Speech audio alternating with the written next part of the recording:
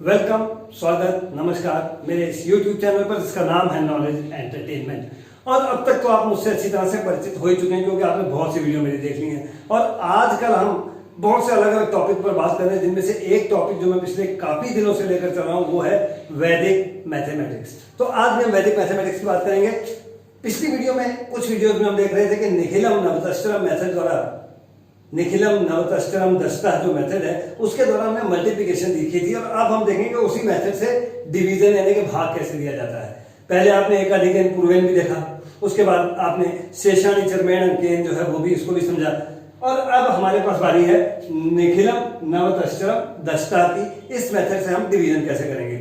अब ये जो डिवीजन है इसमें दो तीन तरह की चीजें हैं, लेकिन मैं आपको एक बिल्कुल आसान से मेथड से शुरू करूंगा और उसके बाद धीरे धीरे हम इसको प्रक्रिया को आगे बढ़ाएंगे ताकि आपको इसके बारे में जो कॉम्प्लिकेशंस है वो भी आसान लगने लगे और ये मेथड आपके लिए वो बन जाए कि आपको कैलकुलेटर की तो जरूरत ही ना पड़े, बिल्कुल भी नहीं पड़ेगी। बिल्कुल यकीन मानिएगा, अगर आप इस वीडियो को ठीक से देखेंगे, समझेंगे तो आपको पता लग जाएगा कि कैलकुलेटर सब वेस्टेज की चीज है, बिल्कुल जरूरत नहीं है। लेकिन आगे बढ़ने से पहले आप जो वीडियो देख रहे हैं इसके नीचे देखिए साइड पर एक छोटा सा लिखा होगा आपको सब्सक्राइब, लाल रंग के बॉक्स में सफेद रंग से। तो सबसे पहले वहां पर एक उंगली रख दीजिए छोटी सी, ताकि आप सब्सक्राइब कर लीजिए चैनल को। आगे से आप इस चैनल के साथ यूं ही जुड़े रहेंगे, अपडेट आपको ऑटोमेटिकली मिलते रहेंगे। तो देखिए अब हम बात कर रहे हैं निखिलम नवतश्चरम दस्ता द्वारा डिवीजन की। तो एक डिवीजन में ले रहा हूं आपके सामने, जैसे मान लीजिए 5 0 2 3 है, इसको आपने डिवाइड करना है 96। तो 96 का जो पहाड़ा है वो तो आपको याद होगा नहीं, मुझे भी नहीं याद है, मैं सच बता रहा हूं, मुझे बिल्कुल नहीं याद नहीं है। लेकिन ये जो मेथड है इतना कमाल का है ना कि मुझे इसका पहाड़ा याद करने की जरूरत ही नहीं है, मैं सीधा इसको डिवाइड कर लूंगा। कैसे डिवाइड होगा ये देखिए कि आप सबसे पहले तो इसके 3 भाग बना लीजिए, 1 2 और 3। ये पहला वाला, दूसरा वाला और तीसरा वाला। और ये 96 है, इसका जो बेस नंबर है, आधार नंबर क्या है, अब मुझे बताने की जरूरत नहीं है। अगर आपने पिछली वीडियो मेरी ध्यान से देखी हैं तो आपको पता चल जाएगा कि जो 96 है इसका जो बेस नंबर है, आधार है, वो 100 है। क्योंकि ये जो 10 का नियरेस्ट मल्टीपल है, हम उसको की बात कर रहे हैं, तो 10 का जो नियरेस्ट मल्टीपल है 96 से वो है 100। तो अब आपने क्या करना है कि 100 में आपके पास कितने जीरो हैं, कितने शून्य हैं, 2 हैं। तो आपको नजर ही आ रहा है 2 शून्य, यहाँ पर 2 जीरो लिखे हुए हैं। तो आपने क्या करना है कि ये जो नंबर आपका है जिसको आप डिवाइड करना चाहते हैं, जिसको भाग देना चाहते हैं 96 से, उसके आखिर के उतने ही अंक, उतने ही डिजिट लिखेंगे जितने यहाँ जीरो थे। तो यहाँ पर जीरो थे 2, तो यहाँ पर भी आप 2 अंक ये उठा लीजिए और इसको लिख दीजिए यहाँ पर। बाकी के जो अंक रहेंगे इसको बीच में, और शुरू में क्या लिखेंगे जिससे आप डिवाइड करना चाहते हैं 96। तो ये पहला काम आपका हो गया। सबसे पहला काम कि जितने आपके आधार में जीरो थे आपने आखिरी से शुरू करके उतने ही डिजिट जो थे वो लास्ट खाने में लिख लिए, बाकी के बीच में, और जिस नंबर से डिवाइड करना था उसको शुरू में लिख लिया। अब आपने देखना है कि जो 96 है इसका कॉम्प्लीमेंट्री नंबर क्या है। कॉम्प्लीमेंट्री नंबर जो है वो आपने लिखना है इसके नीचे।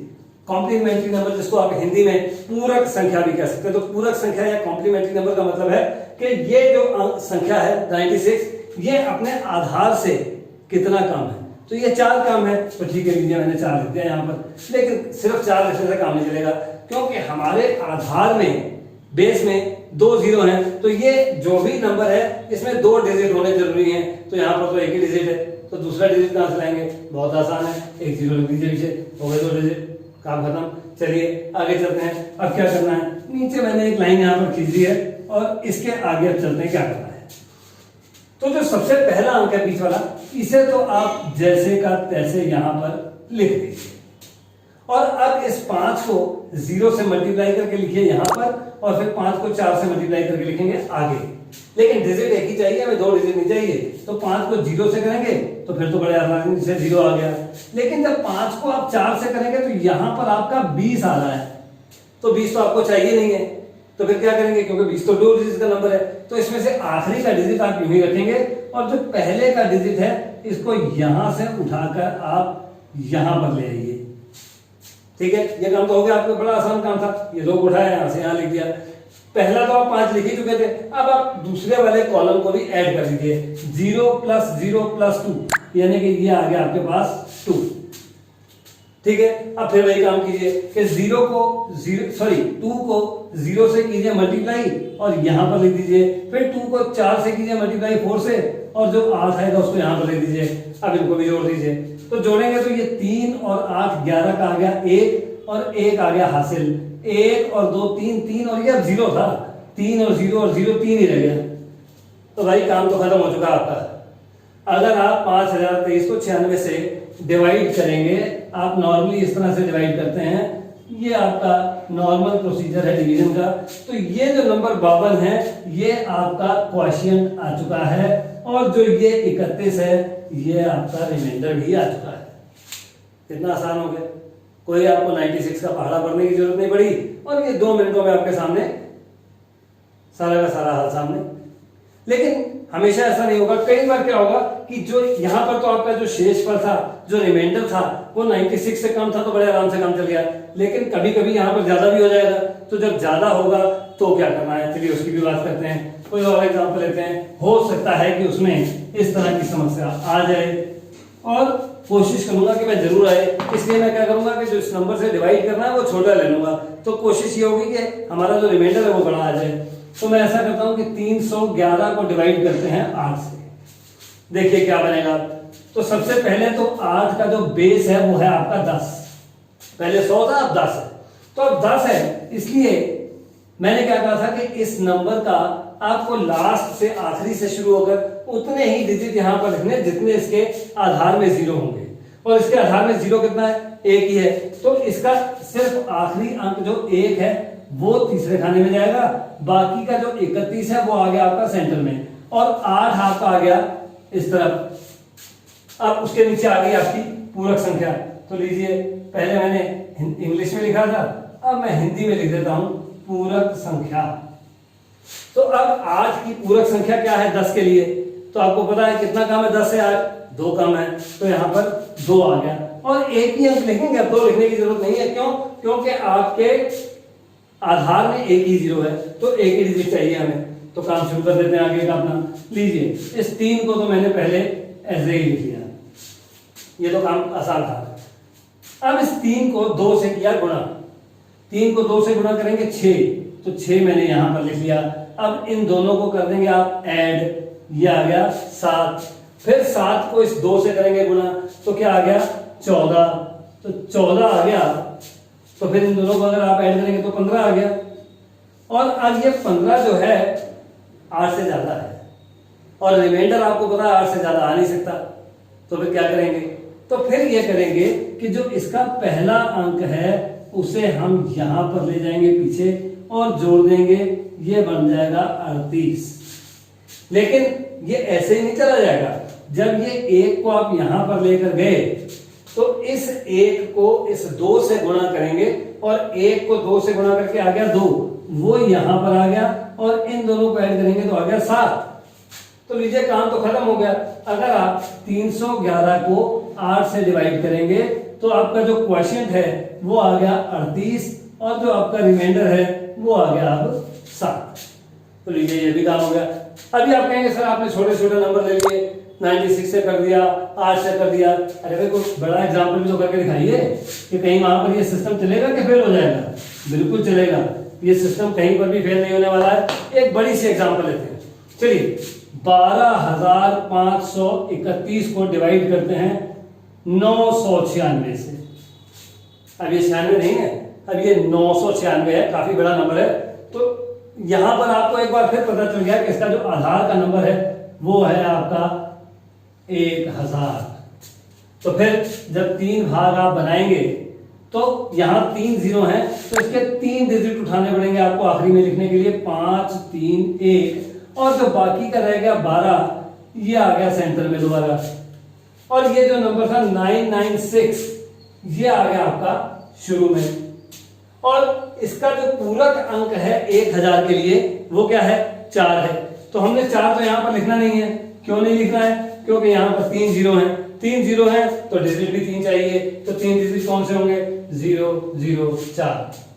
चलिए अब काम आगे शुरू करते हैं। थोड़ा सा मैं इसको नीचे ले जाता हूं क्योंकि मुझे लग रहा है कि ये थोड़ा सा लंबा जाएगा सवाल। लीजिए पहला जो 1 है इसको तो मैंने यूं ही नीचे उतार लिया, ये तो काम मेरा खत्म। अब इस 1 को 0 से किया गुणा 0, फिर 1 को 0 से किया गुणा 0, फिर 1 को 4 से किया गुणा 4। हो गया काम। चलिए अब दूसरी भी लाइन को ऐड कर दीजिए, 2 और 0 2।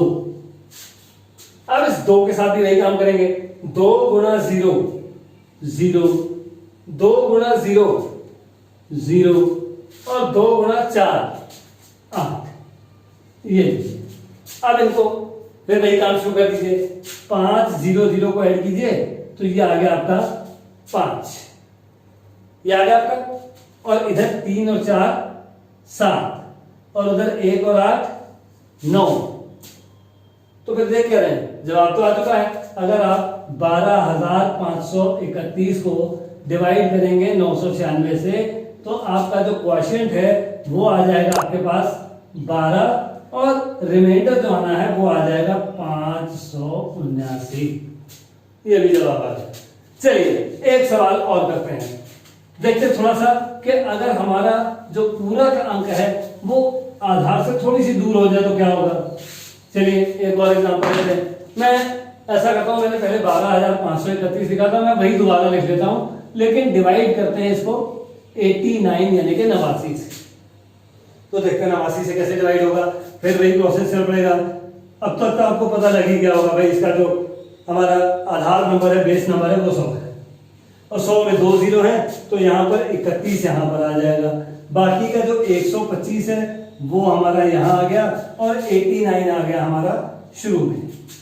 और जो हमारी पूरक संख्या है वो भी अब तक आपको समझ आ चुकी है कि 89 जो है वो 100 से कितना कम है, 11 कम है। तो लीजिए 11 लिख दिया यहाँ पर।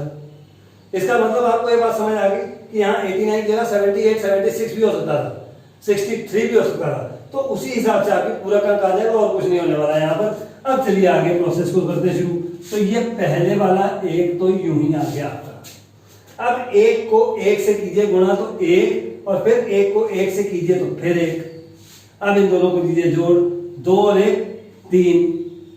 फिर वही काम कीजिए शुरू, 3 को 1 से गुणा कीजिए 3, फिर 3 को 1 से गुणा कीजिए फिर 3।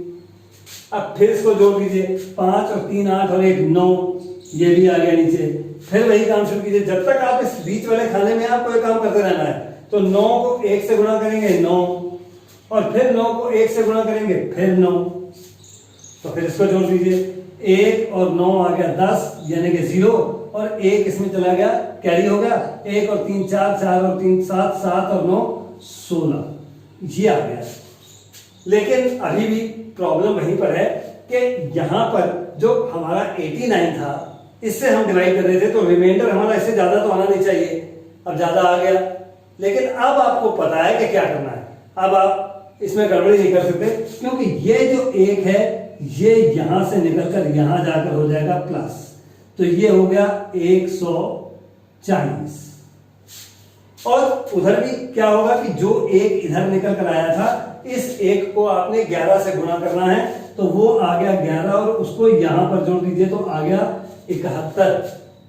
इसका मतलब कि अगर आप 12,531 को डिवाइड करेंगे 89 से तो आपका जो क्वोशिएंट है वो आ जाएगा 140 और जो आपका रिमाइंडर है वो आ जाएगा 71।